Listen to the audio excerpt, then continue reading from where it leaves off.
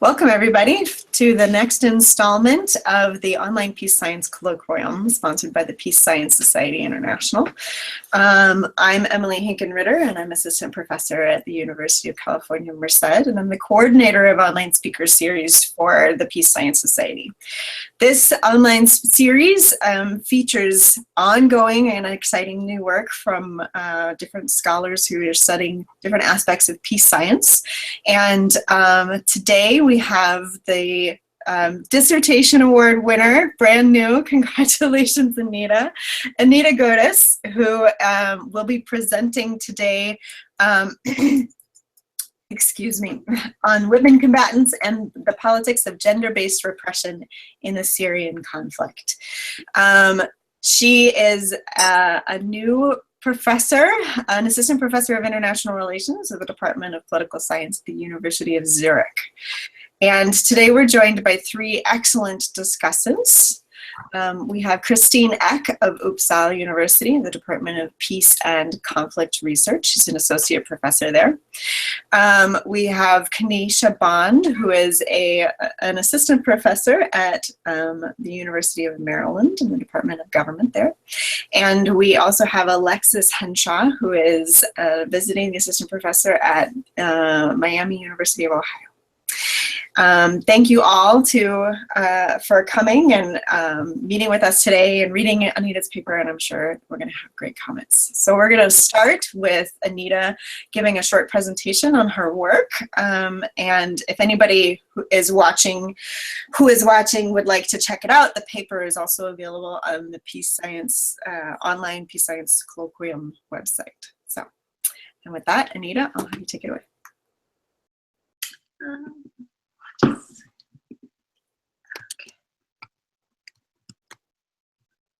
Okay, can you see the presentation? Yep, looks great. Great. So first of all, I'd really like to thank you all for taking the time today, and especially this week, in a week of such incredibly turbulent politics. So I really want to thank you all for taking the time to read this paper, and I really couldn't have asked for a better discussant panel, so thank you very much for that. Without further ado, the title of my paper is Women Combatants and the Politics of Gender-Based Repression in the Syrian Conflict. And I'd like to start out with the headline that the LA Times published last September, which reads, how the Syrian crisis is particularly deadly for women and children. Now, this is the type of headline we regularly see in the context of civil war. And one of the reasons why such headlines tend to be so powerful is because they invoke a very specific image in the reader's mind, namely that women and children are generally equated with a certain section of a population that remains uninvolved in fighting, generally has a neutral position towards politics, and kind of only appears in the narrative about wars in the role of victims. So when we see such headlines, it's often supposed to convey to us that these are particularly gruesome conflicts.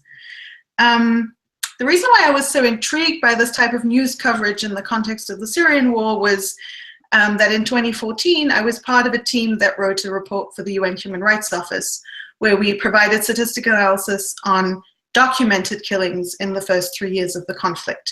And it turns out, in that data, 85% of all reported killings were in fact men. Now, research on the civilian targeting in conflict argues that states fighting insurgencies within their country will often be most likely to target men at draft age or at fighting age, because they're seen as the biggest threat, or seem to have the biggest threat potential within their demographic. So the question that I'm asking in this paper is, how does the rationale of killing civilians change when and where women are involved in anti-government combat? Now, if we think about the literature that tries to explain killing civilians in conflict, it's obviously huge. And some of the most prominent theories, for example, rely on group-level explanations or argue that violence is intended to coerce civilians into siding with the perpetrator and punishing them if not. And if we look specifically at the literature on guerrilla warfare, where opposition fighters are often not entirely distinguishable from non-combatants, we see that scholars have argued that states will have an incentive to use mass violence against civilians So as to, on the one hand, destroy local networks that support the rebellion, and in ongoing wars, or the longer the war carries on, they will kill civilians to reduce the cost of future fighting by, among other things, killing potential new recruits. Now, if we take a closer look at this assumed theoretical mechanism of why potential recruits should be killed, one could argue that in an ideal situation, assuming that states don't want to kill all civilians, they're going to do their best to foresee who's likely to join the rebellion in the future, and only go about eliminating those people. So in theory, they should be able to distinguish between harmless or neutral civilians and the potential future threat. In practice, what we actually see is that victims are often targeted by specific visible identity traits, and those often include gender. And that oftentimes mean that men at draft age or battle aged are specifically targeted for that reason. Now, when we look at the literature of who's defined to be a civilian, we again see that in theory this should be based on individual activity and based on a status. But in practice, again, what we see is that oftentimes the distinguishing element between who's seen as a civilian and who's seen as a combatant falls back onto traditional gender essentialist notions, where women are always seen as nurturing and men are seen as generally those who are always ready to fight and dangerous.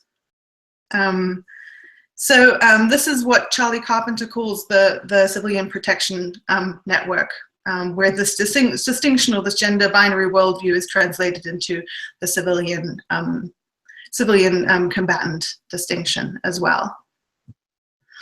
Now, against this gender essentialist notion stands a whole lot of really important research, a lot of which has been contributed by some of our discussants today as well, that points out that women actually have been involved in combat for a really long time, and that the assumption that women don't have agency in conflict is just plain false. So among that is the work by Jacana and Kanisha, which shows us that it's really not so much about women's individual incentives, but more about group level opportunities. And the work, for example, by Dara shows us that women actually oftentimes participate in the perpetration of some of the most egregious violence in conflict.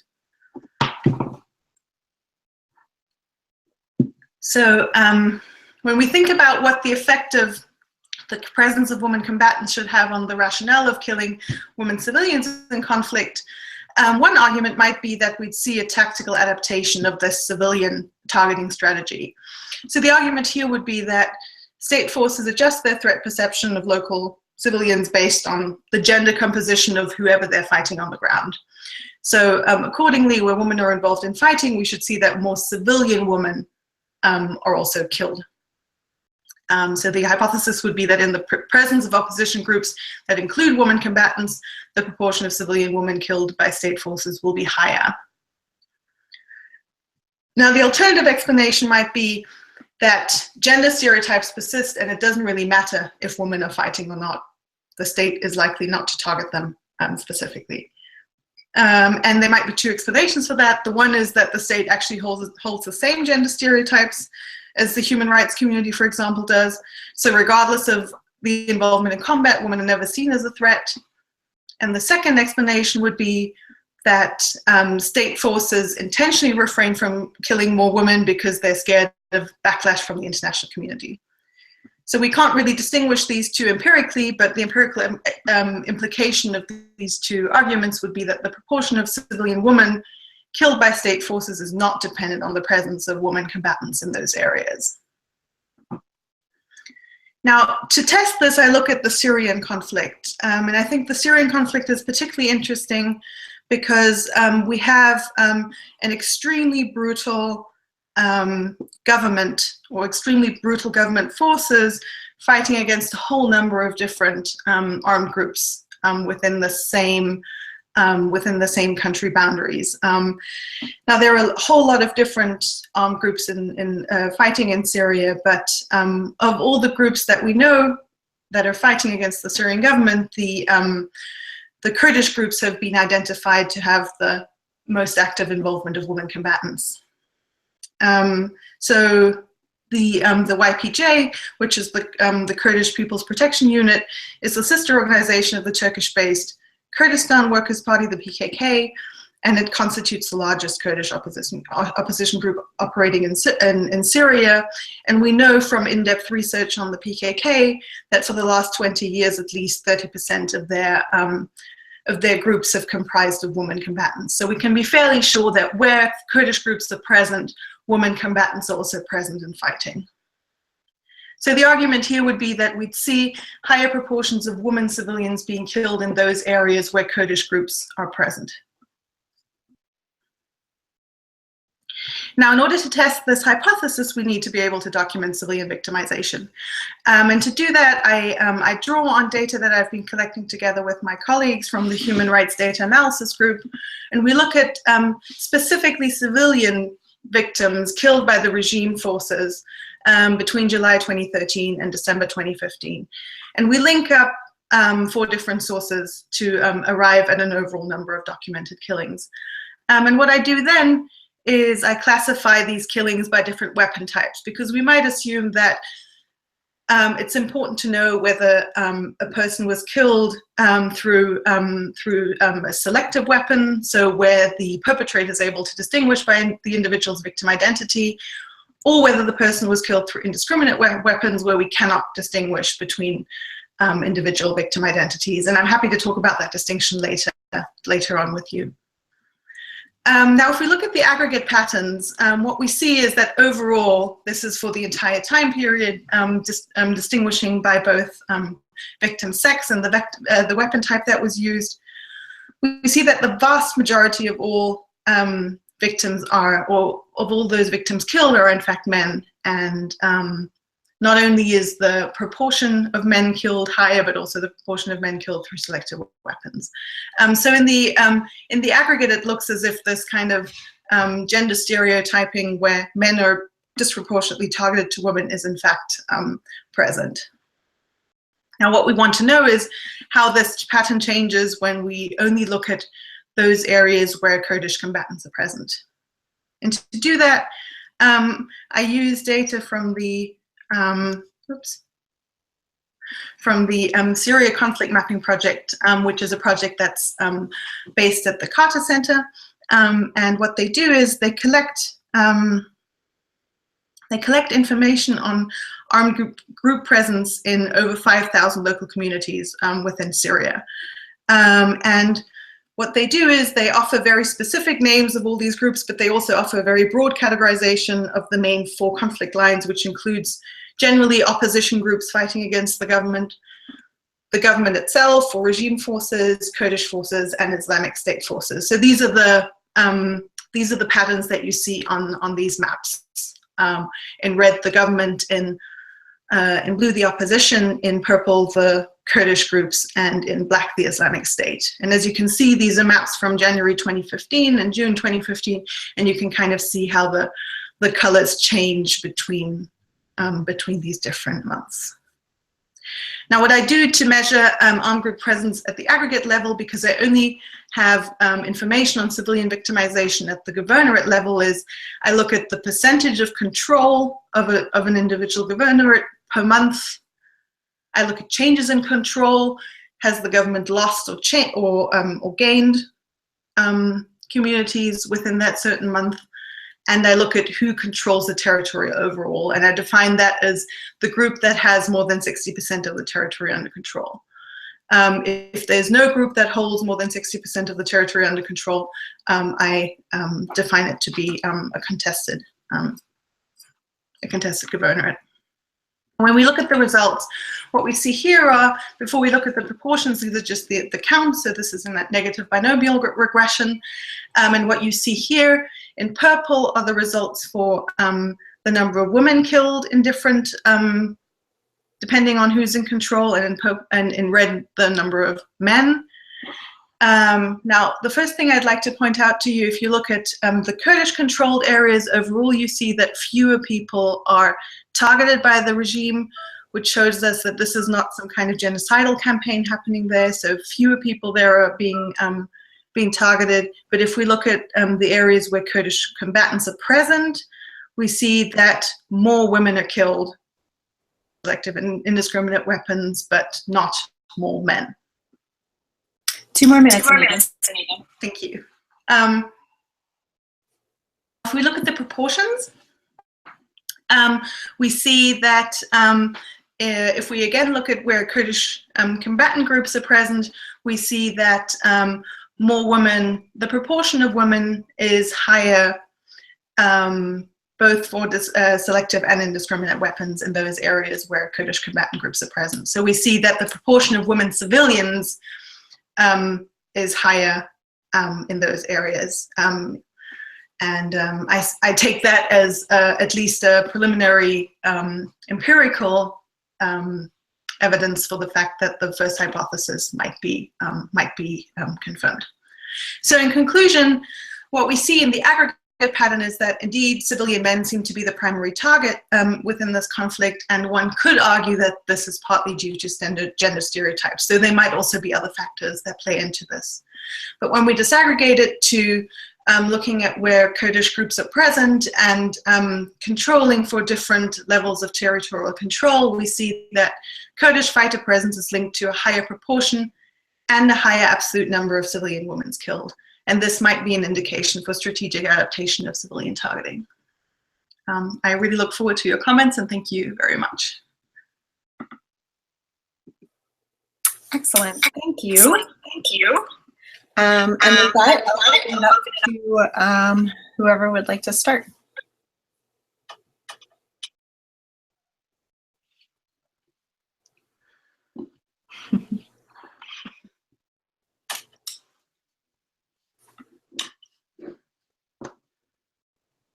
All right, fine. Kristine is up. The one to fix. So thank you, Anita. The premise of the paper, I think, is really extremely cool. It's a really creative and interesting sort of way of merging these two literatures, right? And I think it has really important implications for both research and policy in terms of how we think about conflict dynamics. So I love the premise of the paper. And I love the detail of the data in some respects that are being brought to it, and your familiarity with it and your analysis is very sophisticated. Very sophisticated. Are you guys hearing me okay? Reverb. Oh wait, there's a little bit of feedback, so I don't know if you have any headphones. Yeah, let me talk in a minute. Oh, but once Anita mutes, then I think we're good, actually. Is this better? Yeah, thank you. That's good. Okay. So one of the questions I had in terms of the premise is I love the story and I love the data, but I wonder about the observational equivalence in terms of the story that you're telling. And so I'm suspecting that you, of course, have thought about this, but right, there could be all sorts of other mechanisms explaining why the government, regime forces are targeting areas where there are Kurdish fighters, not controlled areas, but where fighters are present. Whether it has, the first question I have is, do we even know that it's Kurdish women civilians that are being killed, or is it just women civilians? And can that help us distinguish, sort of the story, the mechanism that you're talking about? And then, there's all sorts of other, it could be signaling mechanisms, it could be Kurdish, groups are more dehumanized, and therefore you want to, make costly signals by killing their female population. All sorts of different ideas, and I just wonder if there's any way to adjudicate between these mechanisms. Because even though I love the story, but I just wonder if you have data that you could bring to bear that really speak more directly to the female combatant dimension of the story, that would connect it a little bit more. Yeah, I guess that's my first question. And yeah. Anita?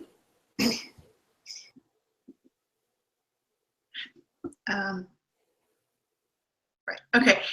Thank you so much. Yeah, those are really important points. And I think maybe when I was talking about the conclusion, you also noticed my slight hesitation. Like I wasn't expecting to find this result. I actually thought, well, this, you know, you're just not going to find any, like, you're not going to find any result. Like, that was my initial hunch. So I was actually quite surprised to find the result both for the absolute number and then also for the proportion. There are a couple of things I think that support my argument, but then there's also a couple of things that go against it. So one of the things that's important is obviously that the main conflict in Syria is not being carried out between the Kurdish groups and the Syrian government, right? So the main conflict is between other opposition groups. Now there is violence happening on both sides, but it's not like the center of the conflict. So I think on the one hand that does speak for the fact that there's not an active elimination campaign happening there, because the numbers are just much lower than they are in other parts of the country. But on the other hand, it also kind of speaks against the argument that they might be really terrified of future Kurdish combatants. So I'm not entirely sure how to interpret that in terms of support or going against my argument. One thing I really want to do is analyze the names of the victims. So I have the victims' names, and I want to analyze them in terms of trying to get at the ethnicity of the victims, because I haven't been able to do that yet. All I've been able to say is that women civilians in the areas where Kurdish combatants are present are killed at a higher rate. But yeah, I think with your comment, I think that's definitely something I have to do. Thank you. Kanisha? Oh, you're muted. You're muted. You're muted. Unmuted. There we go. Okay, so let me apologize in advance. I have a little bit of a cold, so I'm a little hoarse, and yeah. No problem. But I also think this is great. I love seeing it develop, right? And this is really, I think the question is the right question. Sort of when we start to think about why do we care about women combatants? What are the downstream consequences of having women as combatants in different sorts of internal conflicts? Is because women are affected by conflicts even when they're not combatants, right? Which seems kind of obvious, but maybe is not said enough, considering how obvious it is. So I love that frame to this. Maybe my first comment, just a comment, is the title, right? So the title is The Politics of Gender-Based Repression. It's not about repression, necessarily. If it was, there might be kind of a rich story in here about sort of not even just the targeting of the violence, but the targeting period of women from different groups that constitute different bases for different combatants, but that's not what you're talking about. So I might change that to just killing. And then also gender-based, right? I might change that to simply sex-based, right? Because I don't really even know how you would get leverage over whether the targeting was gender-based, unless you had both sort of gender referencing information in the name and biological sex, but I don't think that that's what you're trying to do. So I would just change that as just a comment. And then I just had a question to start with. So I'm wondering how much this targeting is group-based versus area-based. So I think you have a nice situation here where you've only got one organization that could potentially be representing, or that could potentially be recruiting Kurdish women, right? And that would be creating the problem that you lay out. But what would happen if there were multiple organizations? What would happen if there were multiple organizations with the same recruitment base operating in the same area, right? I wonder if you've got any expectations about how that might change or influence the results that you get. One thing that I was looking for was just the distribution of women across the territory. So are there areas where there are just more women, regardless of whether they're Kurdish or not, right? So is it a question about targeting women? It's a question about targeting Kurdish women? Is it a question about targeting Kurdish women that are likely to participate in the organization, or something else altogether? You want to take that? Do you want to go first, Kristine? if you have a two-finger on that. Yeah, go ahead, Kristine, if you have, oh, I can't hear you. Sorry, I forgot. No, I just also, to tie in with Kanisha's question, I also had a question about that I couldn't quite wrap my head around, sorry. The extent to, so if it's indirect targeting, so you can't distinguish between male and females in the targeting, shouldn't we just expect indiscriminate targeting to represent the proportion of women that are in that locale? Right, and so the percentage should, and if you take into consideration that a lot of women have out-migrated, like why, if you can't distinguish between men and women, why would indiscriminate be anything more than just a reflection of what their demographic is?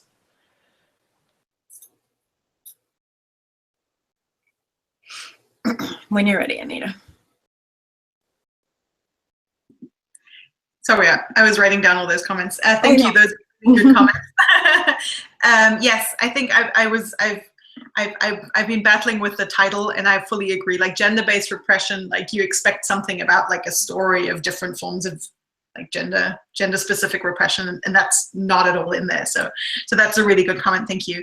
I'm definitely gonna change the title.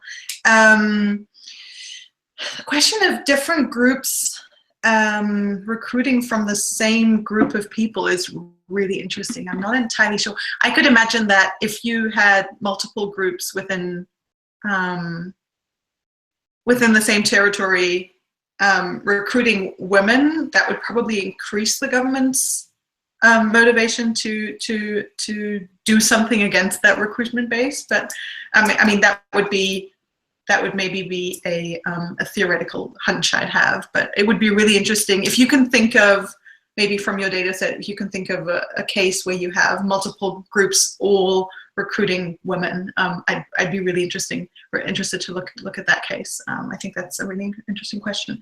The distribution of women is another really important question, and what I'd really like to ideally have for that is some kind of hunch of the proportion of women versus men who fled the country, because the kind of very anecdotal data I have at the moment from refugee organizations is that yes, more women have fled, and more women are haven't fled to faraway countries, but have fled to the neighboring countries and are sitting in refugee camps there. So I think that's one explanation for why we also see fewer women being killed through indiscriminate violence, just because there are more men present and more men visible at the moment than there are women. But I don't have hard data to back that up.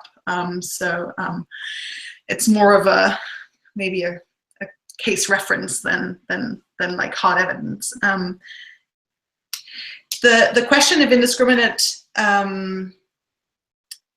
is a reflection. I think I need to maybe do a little better, a better job at distinguishing between what I mean by indiscriminate weapons and indiscriminate violence, because I think some of the indiscriminate weapons can definitely be targeted violence.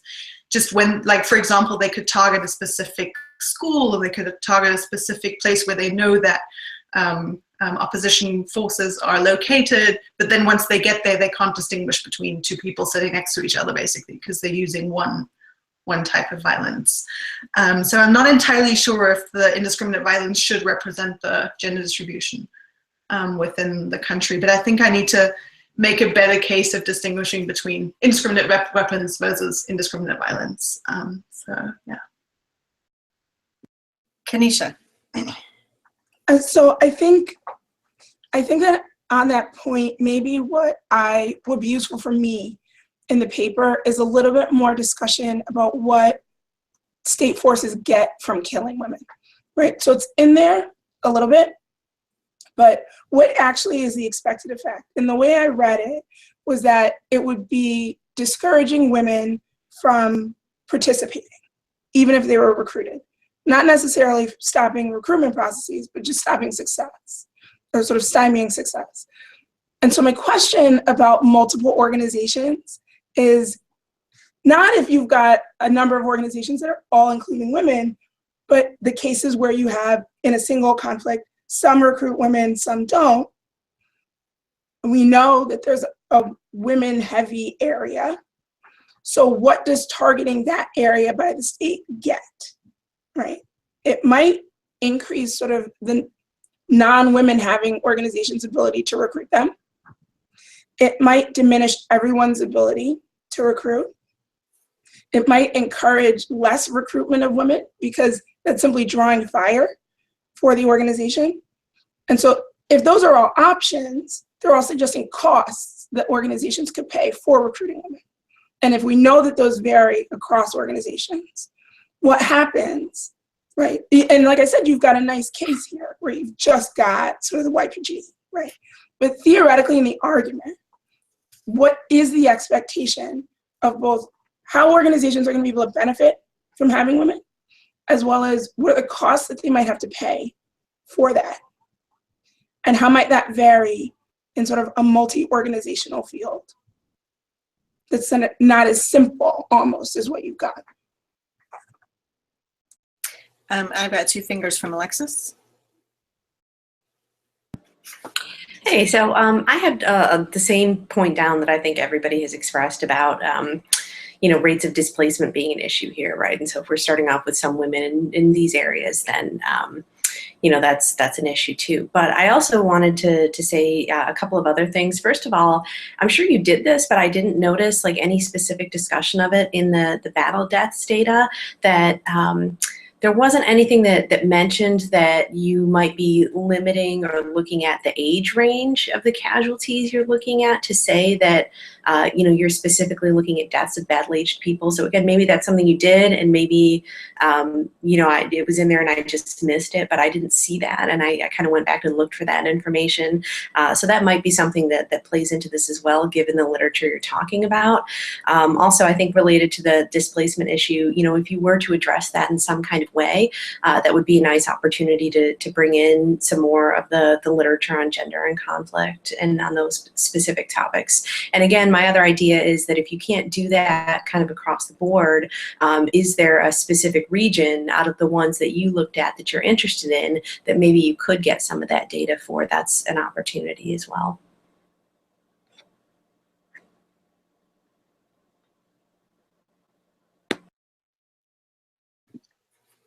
Thank you. Those are all, I'm just taking down all these comments. Those are really great, great ideas. I think I haven't actually spent that much time thinking about the benefits that governments have, or the other benefits that governments have from killing women.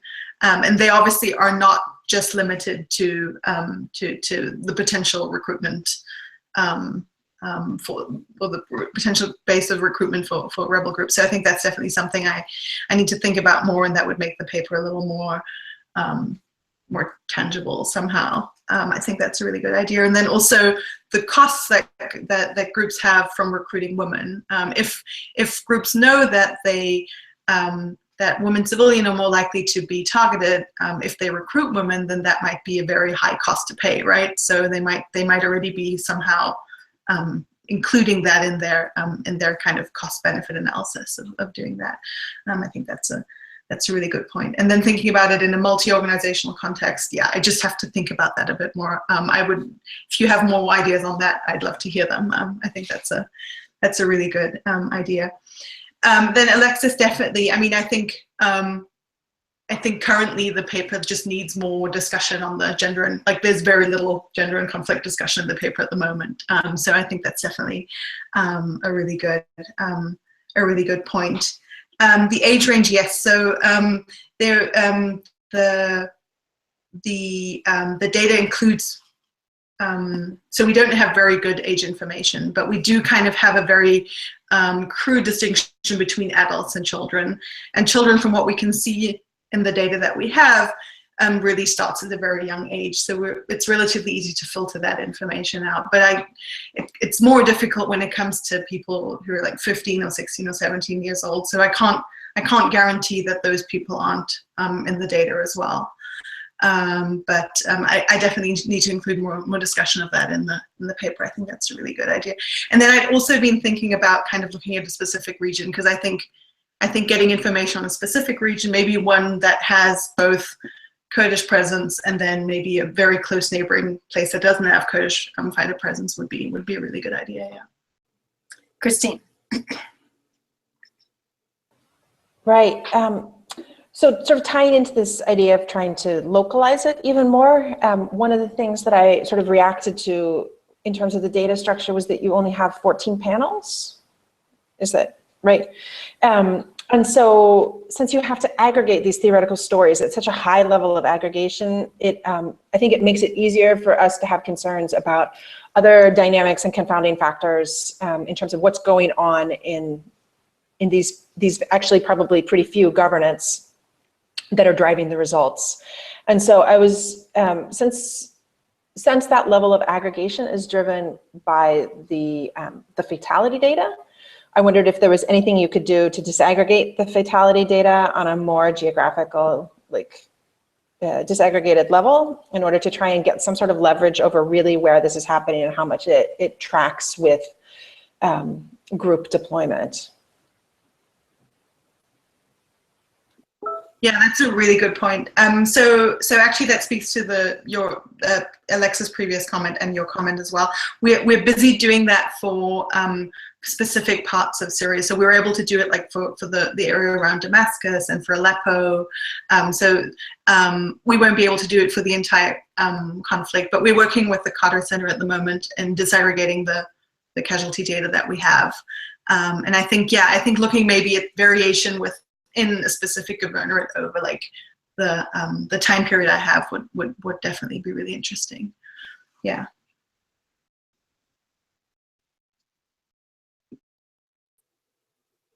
Alexis.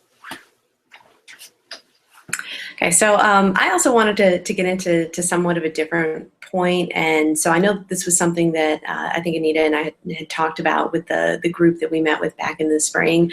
I have still been thinking a lot about the issue of defining selective versus indiscriminate weapons, and so I know that was something that has come up before in the discussion of the paper, and I did see where you did acknowledge that some of these indiscriminate weapons could be used in really selective ways. I actually, I thought some of the conclusions that came out of that distinction that you came up with were almost like tautological, right? So, I know that you said that the regime was killed more women with selective weapons in the areas that it controls, and also in the areas that are under dispute. It almost seems like not that interesting to me in some ways that we would have a regime that wouldn't be using things like airstrikes or mortars in areas where it already controls. So I thought that certainly based on the literature that you cited, I thought the issue is not necessarily always like targeting with discriminate or indiscriminate weapons. Like, for example, the literature that you cite from Carpenter says that, well, in the case of the former Yugoslavia, it was an issue of based on who is likely to be, or who is perceived as being likely to be a combatant. It's a difference of whether they're killed, right, or whether they're submitted to sexual violence or some other form of violence. So, going off of that, I didn't know if you had looked at all at a data source like, I know at one point Women Under Siege was like crowd mapping rates of sexual violence in Syria. I think that might also be an interesting comparison for you to have, that as control changes in some of these areas, it's not, do we see more women being killed with selective weapons or not, but do we see that the rate of sexual violence versus the rates at which civilians are killed is changing in some of these areas based on who has control?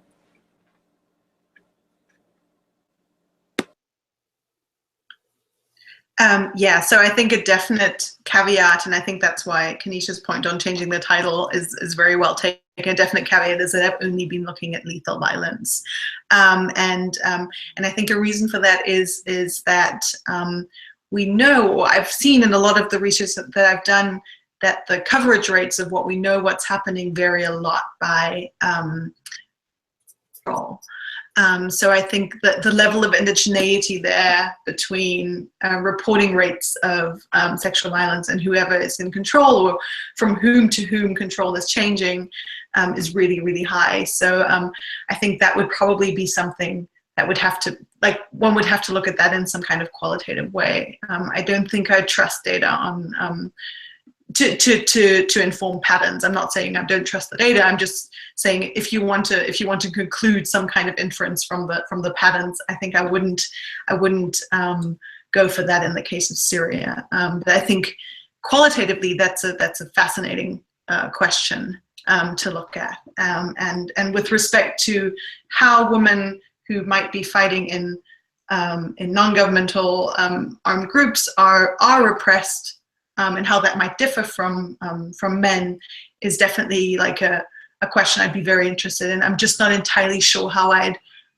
do that in the context of this data. I think all I can say with this project is if we only look at killings, so at the same type of repression used. But I think there's a whole nother story, as you say, about like different types of violence used against women. Kristine has a follow-up. Right, so you sort of signaled even in your talk that you were ready for pushback on distinguishing or sort of tracking selective and indiscriminate with weaponry. And so my take on it was this. First, I think you should be commended for acknowledging it and tackling it head on, because I've read way too many papers where people just make assumptions that indiscriminate or selective violence or weaponry map onto a certain like strategic objective. So I think it's really great that you're being, your acknowledgement of that. And so I have sort of 2 points to that maybe are helpful. I was willing to buy your argument that what's selective or indiscriminate in this respect is just, can you identify as a man or a woman using this type of technology? And I found that plausible. So one suggestion is you might just think about changing the terminology so you don't call it selective indiscriminate, since those are fairly loaded in terms of how we've been using them already in the literature. So that might just be one easy quick fix to just make sure that people focus on this, can we see it's a man or a woman roughly using this particular type of weapon. And then when I looked, my reflection on looking at your lists of weapons, I was willing to buy sort of aerial bombings and, you know, sort of drone strikes and that sort of thing, is we can't identify men versus women for the most part, at least in the act of using that weapon. Maybe you have advanced information. And I was willing to buy these sort of, if you arrest or capture someone and you use, or if you use primitive weapons, then you're gonna probably know whether it's a man or a woman when you do it. But I found that guns were more the gray zone, that you can shoot someone and really, you know, you have that under selective violence, but I think it's pretty easy to shoot someone and not know who you're shooting at all, gender, ethnicity, anything. And so one simple thing you could do to address that would be also just to run the robustness tests and see if the results hold without guns. And then I would be more convinced that you're sort of capturing that male-female distinction that visual cues indicate.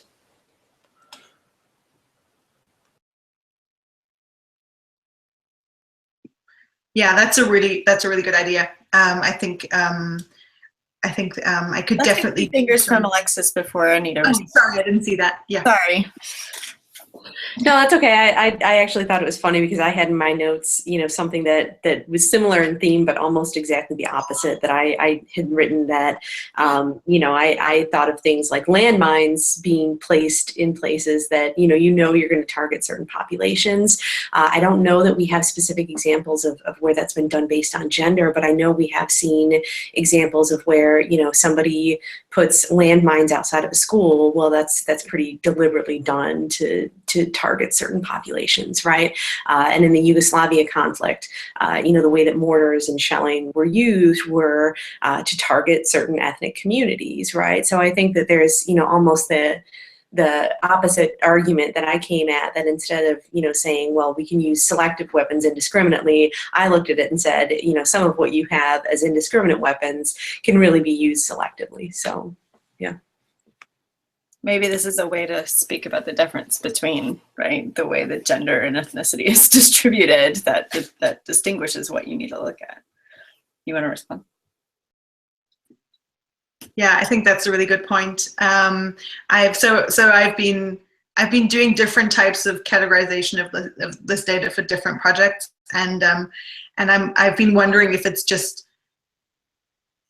worth just like trying to, as you both said, like trying to figure out which forms of violence are completely unambiguous in terms of selective violence, and then just running it for those, and then kind of adding on more ambiguous categories as a robustness check, because I think essentially the the main argument I'm trying to make with this paper is about the weapons that can distinguish between different identities.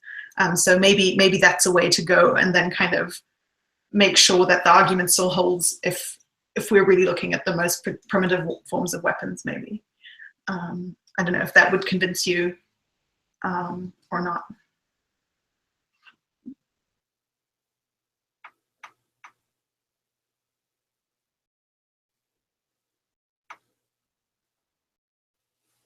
Kanisha. So if I can switch gears just a little bit to the results, I just have a question.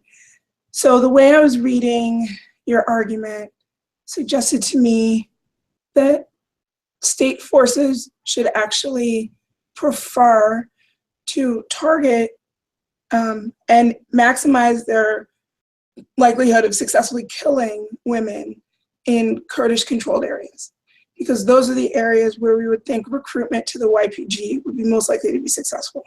And so what state forces are trying to do is essentially drain the sea, right, in a gender-specific way. So that said, can you talk me through the cluster of findings that you have on ISIS-controlled areas and Kurdish-controlled areas? Because they seem really similar to me. But I'm wondering if there's a nuance that I'm missing that's not sort of discussed in, so I'm thinking specifically about figure 7. If there's a nuance that I'm missing here, right? Because I think I would have not expected the effects to be quite so similar.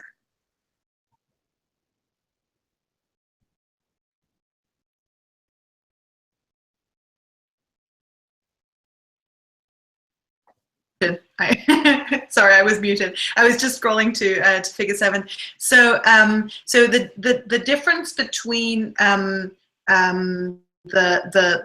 top 4 variables that say controlled is that those are controlling for the areas where that group has more than 60% of the territory under their control.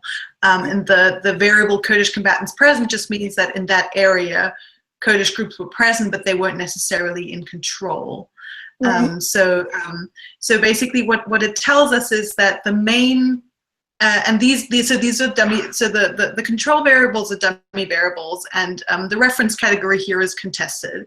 So what we basically see is that compared to the areas where the government is fighting actively for control between other groups, in areas where ISIS already holds more than 60% of the territory, fewer people are killed, and the same goes for Kurdish groups. It doesn't go for opposition groups. Basically what this tells us is that the Syrian government is most actively using violence against other opposition groups. They're not actively fighting ISIS to the same extent as they are fighting other opposition groups, and they're also not fighting the Kurdish groups to the same extent as they're fighting opposition groups. Okay. What then the lower combatant present tells us is that where Kurdish combatant groups are present, regardless of controlling for the other factors, we see that more women are killed. I don't know if that answers your question. It helps me, but again, it's maybe going back to my question about what is the expected result or the expected impact of targeting women, right? So I would guess that you may want to target women in areas where it seems pretty likely that recruitment's going to be successful.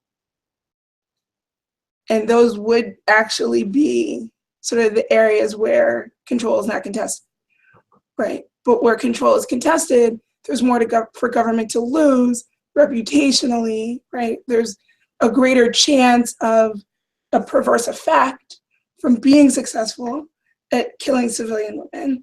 And so we should see maybe less targeting in those contested areas. So I think maybe it's less of pushback on the finding than I'm just looking for more of the story behind why this is what it looks like. And what you just gave me really helped. Yeah, that's a really good point. I think talking, as you said before, talking more about the incentives I think is a really good idea. So specifically in that graph, I'm looking at the overall counts. So basically, I think the main argument I want to make there is that we see that the selective women killed with selective weapons, the number is higher in areas where Kurdish groups are present, but it's not higher for men. So we're seeing that more women are being killed there than men. That's the proportion. Thank you.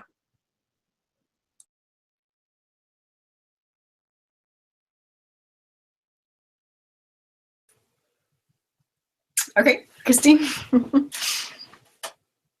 Okay, so I just wondered, Anita, I'm stuck on this whole only 14 panels thing. So can you just tell me or lay out how many panels are there that are Kurdish controlled? I know it changes somewhat over time. And like how many panels are there where there's Kurdish presence? So right, this main finding you have, like how many panels are speaking to that? Would it help if oh no, you have the paper, right? I don't have to share the screen. Yeah, exactly. Yeah. So if you look at, unless it would be useful for an audience. I don't know. Oh yes, of course. Should I share it or? Yeah. Yeah. Okay. Good.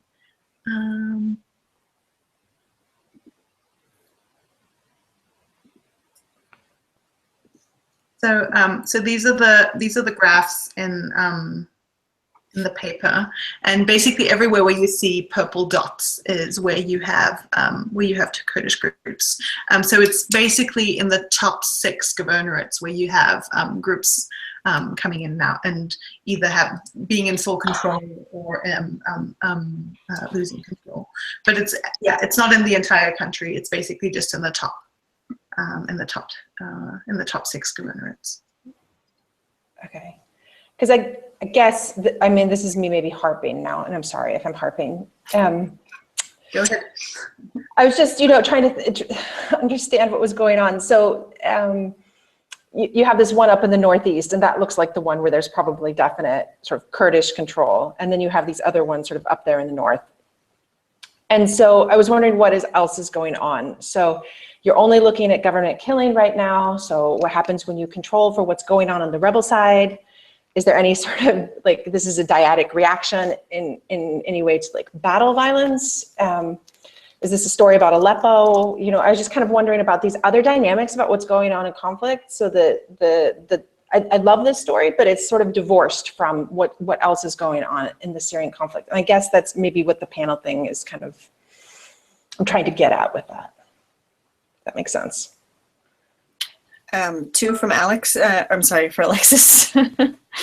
Yeah, no, I mean, I was going to say, I think that's, going back to the comment that I think that we've been sort of alluding to back and forth, that this for me is why I think it would be really interesting to me to see, one particular region kind of focused on here as being a case study where you really have good data that you can kind of zoom in and look at these dynamics. And then, maybe just for that one region, if you can even bring in some of the confounding variables that we're talking about, I think that makes, the project as a whole a lot stronger and addresses, a number of the concerns that we've brought up.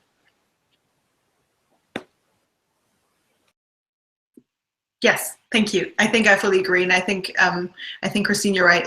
I just need to add more story about what's actually happening in those areas. I think one thing that gives me potential leverage is that the governorates I'm looking at with Kurdish combatant presence are very different in terms of the intensity of conflict happening there, and also the infighting between the different groups is very different depending on which governorate. But all of that's not in the paper at the moment, so I think that's all stuff to address. Yeah.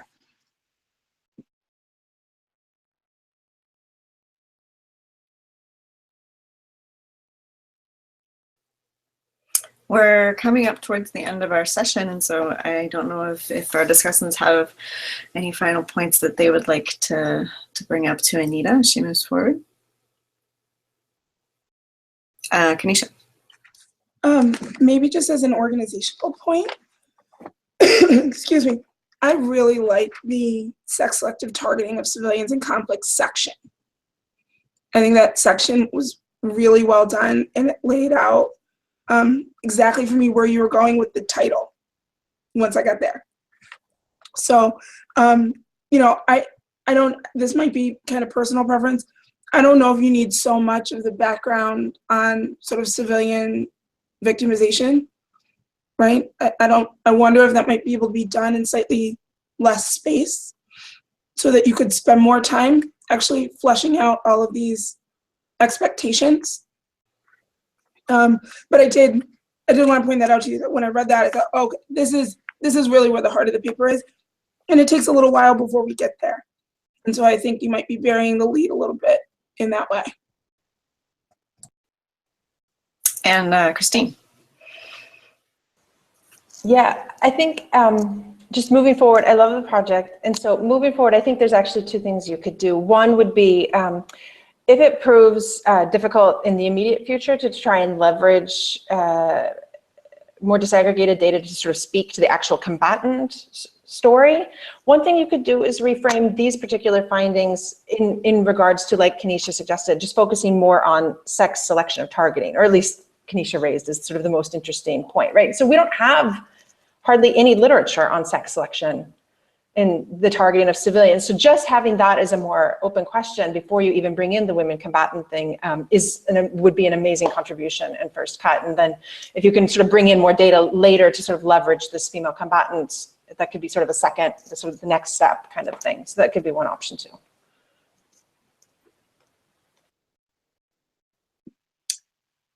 Just thank you. Those are great comments. Yes. Oh, and Alexis, wait. Alexis is all up.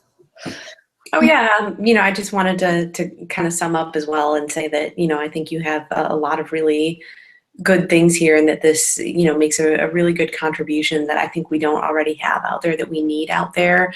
I think what you've done with the data is great, and you know, I really like a lot of the visualizations that are in the paper, and so I was glad to see this again and to be able to talk more about it. Mm-hmm. Great. And Anita, if you want to respond to these things or anything else in general, you're welcome to. Just again, thank you for, especially Alexis and Kanisha, you've seen this before, so thank you for reading it again, and giving me really, really good comments and ideas, also how to move forward on working on this. I'm going to reread all your comments in peace, and I'm sure there's much more in there that I haven't addressed yet, so thank you. And thank you, Emily. No problem. And the nice thing about the video is you can go back and listen to exactly what the questions and comments were. Right? I would like to thank Anita so much for sharing her work with us, and wish you luck as you move forward with this project. Thank you so much to our excellent discussants for reading and put the time in and giving us really great comments to help Anita with this project. I'd also like to thank my assistant, Peter, who does excellent work all the time to help make this run very smoothly. And I'd like to remind everybody that this will be available on the YouTube site, as well as on the online Peace Science Colloquium page. And if anyone wants to take a look at Anita's paper, it'll be there.